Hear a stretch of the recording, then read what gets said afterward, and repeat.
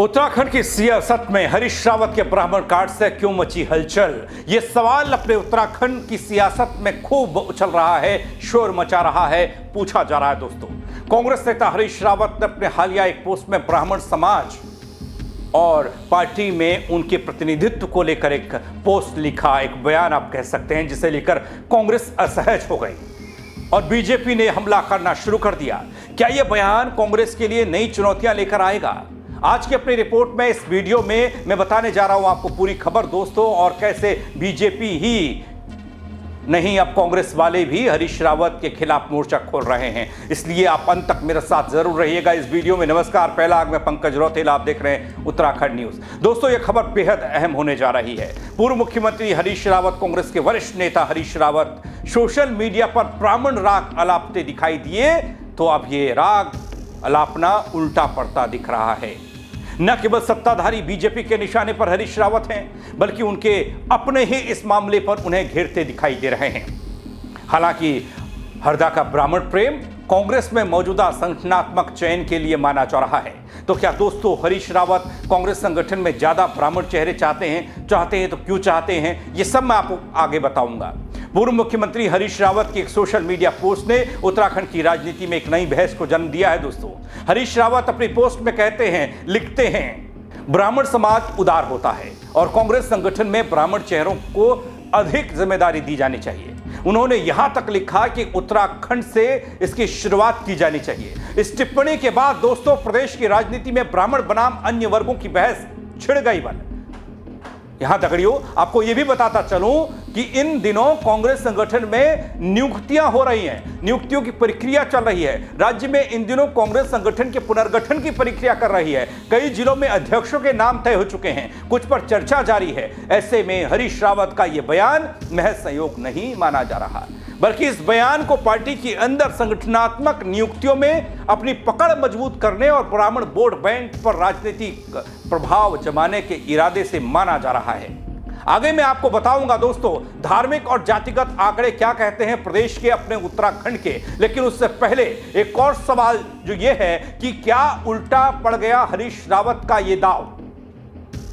जी हां दोस्तों, दांव चला हरीश रावत सोशल मीडिया के जरिए। इस दांव का उल्टा असर दिखने लगा है। बीजेपी ने सीधे सीधे इसे जातिवादी राजनीति करार देते हुए प्रदेश अध्यक्ष बीजेपी के महेंद्र भट्ट कहते हैं कि हरीश रावत समाज को बांटने की कोशिश कर रहे हैं। कांग्रेस के वरिष्ठ नेता योग्यता की बजाय जाति के आधार पर जिम्मेदारी बांटने की बात कर रहे हैं, जो पार्टी के भीतर ही विभाजन को जन्म दे सकता है। यह तो विपक्षी पार्टी की बात हो गई दोस्तों, लेकिन हरीश रावत की पार्टी कांग्रेस भी उनके बयान से असहज है। केवल बीजेपी ही नहीं, कांग्रेस के भीतर से भी आवाजें उठ रही हैं। कांग्रेस के वरिष्ठ नेता हैं सूर्यकांत धस्माना, हरीश रावत पर करारा प्रहार करते दिखाई देते हैं। कांग्रेस कभी जातिवाद की बात नहीं करती है। जहां तक ब्राह्मण चेहरों का सवाल है, तो राज्य में नारायण दत्त तिवारी और विजय बहुगुणा जैसे ब्राह्मण नेता मुख्यमंत्री के रूप में कांग्रेस नहीं दिए थे। सूर्यकांत धस्माना ने यह कहकर तब हरीश रावत द्वारा उन मुख्यमंत्रियों के खिलाफ बगावत करने की याद उन्हें दिलाने की कोशिश की। वैसे दोस्तों, कांग्रेस के दिग्गज नेता हरीश रावत चुनावी राजनीति से दूर रहने की बात कह चुके हैं। लेकिन क्या अब कांग्रेस संगठन में वर्चस्व चाहते हैं हरीश रावत? इस पूरे घटनाक्रम से कई सवालों का जन्म होता है दोस्तों। यह मैं क्यों कह रहा हूं वो आपको बताता हूं। दगड़ियों, हरीश रावत का यह बयान संगठन के भीतर सियासी समीकरण साधने की कोशिश भी हो सकता है। प्रदेश कांग्रेस में फिलहाल नए अध्यक्षों, जिला अध्यक्षों और पदाधिकारियों की नियुक्ति को लेकर खींचातान देखी जा रही है। हरदा इसी बहाने संगठनात्मक फैसलों पर अपनी भूमिका दोबारा स्थापित करने की कोशिश में है। कुल मिलाकर हरीश रावत की यह ब्राह्मण पोस्ट उत्तराखंड की राजनीति में नया जातीय विमर्श खड़ा कर गई। बीजेपी इसे कांग्रेस की विभाजनकारी राजनीति कह रही है। वही कांग्रेस के भीतर से भी इस बयान के मामले में एकता से ज्यादा असहजता पैदा हो रही है। राजनीतिक गलियारे में अब चर्चा यही है दोस्तों कि हरदा का यह ब्राह्मण प्रेम आखिरकार ऐसे वक्त पर क्यों आया है जब कांग्रेस अपने संगठन को नया रूप देने में लगी है, कोशिश करने में लगी है कि एक बार फिर से प्रदेश की सत्ता पर काबिज हो। तो इधर दोस्तों कुछ आंकड़ों की बात भी होनी चाहिए। देखिए, पहले धार्मिक आंकड़े और उसके बाद प्रदेश में जातिगत आंकड़ों को भी आपके सामने मैं रखूंगा सिलसिलेवार तरीके से। दोस्तों, उत्तराखंड में अलग अलग धर्मों के लोगों का प्रतिशत अगर आप देखते हैं तो आपके सामने कुछ यूं आंकड़ा आता है, जरा ध्यान दीजिएगा।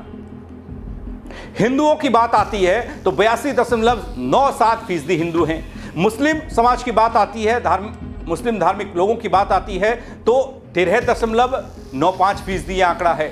सिख की बात आती है तो 2.34% हैं। ईसाई 0.37% हैं। बौद्ध की बात आएगी तो 0.15% हैं। जैन की बात आएगी तो 0.09% हैं और अन्य का प्रतिशत है 0.87%। दोस्तों, ये जो मैंने आपको आंकड़े बताए ये जनगणना 2021 में हुई थी, उस हिसाब से ये आंकड़े हमारे सामने हैं। और दूसरी ओर जब हम धार्मिक से जातिगत आंकड़ों का जिक्र करते हैं तो वो आंकड़े कुछ इस तरीके से निकल कर आते हैं। दोस्तों, जरा गौर कीजिएगा। ब्राह्मण 27% बताए गए, ठाकुर 35% बताए गए। वहीं एससी की बात करें तो 18.76% हैं। एसटी 2.89% हैं। ओबीसी की बात करूं तो 15.6% लोग ओबीसी वाले हैं। हालांकि हरीश रावत को अपना एक 2022 से पहले वाला बयान भी याद होना चाहिए, मैं आगे बताऊंगा उन्होंने क्या कहा था तब। और अन्य की बात जब हम प्रदेश में करते हैं जातिगत हिसाब से तो दोस्तों 0.75% अन्य लोग हैं। और ये भी आंकड़ा मैं जो आपको बता रहा हूं जनगणना 2011 के हिसाब से है। उसके बाद तो बहुत कुछ बदल गया होगा 10-12 सालों में। दोस्तों, उत्तराखंड की सत्ता पर कांग्रेस और बीजेपी का ही कब्जा रहा है और दोनों ही पार्टियों ने मुख्यमंत्री पद के लिए किसी ठाकुर पर विश्वास जताया या फिर किसी ब्राह्मण को अपनी पसंद माना। राज्य में पिछले 25 साल के दौर को आप देखिएगा तो 25 साल से यही ट्रेंड देखने को मिला है। सूबे में चुनाव कोई भी रहा हो, समीकरण कितने भी बदले हो, लेकिन सत्ता की कमान ठाकुर और ब्राह्मण के हाथ में ही रही। इसका कारण भी काफी सरल है। इस पहाड़ी राज्य में 35% ठाकुर हैं तो वहीं इससे मिलते जुलते ब्राह्मणों का प्रतिशत है। ऐसे में हर चुनाव में इस चुनावी गणित को साधने की कोशिश होती रही है। अब देखना तो यह है दोस्तों, जब ये सब बयानबाजी हो रही है ना, तो 2027 के चुनाव में क्या ट्रेंड दिखेगा, क्या ये ट्रेंड टूटेगा या फिर पुरानी परंपरा ही दोहराई जाएगी। लेकिन उससे इतर दोस्तों 2022 की बात करो, 2022 चुनाव से पहले लक्सर विधानसभा क्षेत्र में एक परिवर्तन यात्रा कांग्रेस की हुई थी। उसे संबोधित करते हुए कांग्रेस के नेता और पूर्व मुख्यमंत्री हरीश रावत कहते थे कि मेरा जीवन भी ऐसा क्षण भी मेरे जीवन में आए कि जब एक गरीब शिल्पकार के बेटे को उत्तराखंड का मुख्यमंत्री बनता मैं देख सकूं। दलित वर्ग ने हमेशा हमारी पार्टी का साथ दिया है। उनके समर्थन की वजह से केंद्र और राज्य में हमारी सरकार बनी है। मौका मिलेगा तो उनकी आकांक्षाओं को जरूर पूरा किया जाएगा। रावत का बयान, बाद में सियासी अटकलें इस बयान पर तेज हुई। लेकिन दोस्तों, एक बार फिर से ब्राह्मण की बात कहकर हरीश रावत बीजेपी के साथ ही कांग्रेस के निशाने पर आते दिखाई दिए। तो उस समय शिल्पकार की बात करने वाले हरीश रावत क्यों आज ब्राह्मण कहने लगे हैं? एक सवाल हो सकता है। इस सवाल का जवाब आप भी मुझे दे सकते हैं कमेंट के जरिए। दोस्तों, कमेंट करिएगा, खबर को शेयर करिएगा, लाइक करिएगा। मेरे साथ जुड़ने के लिए आप सबका दगड़ियों बहुत शुक्रिया। जय उत्तराखंड।